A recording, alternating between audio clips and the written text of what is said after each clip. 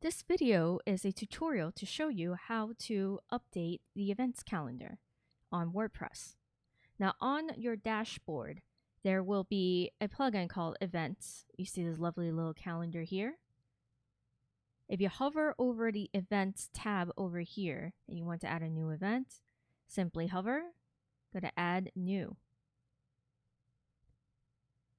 From here, you can add your events. The name of the event can go here.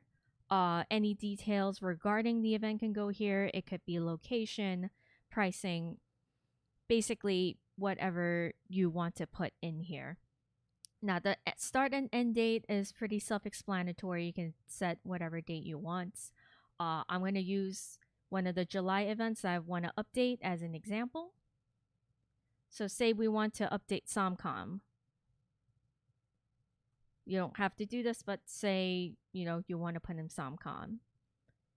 That's the name of the event.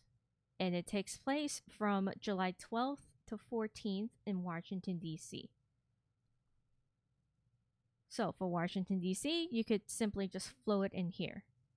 The event date was, what was it? July 12th to 14th. So you can click from here. And then your end date would be on the right side. Click 14th.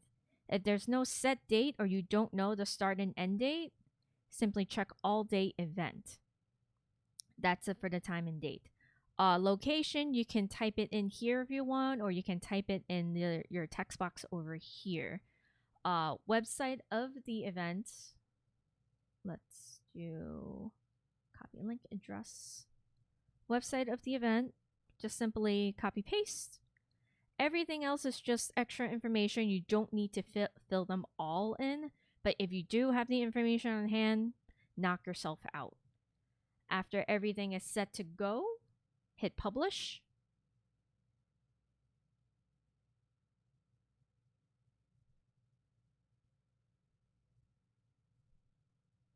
And your event has been published.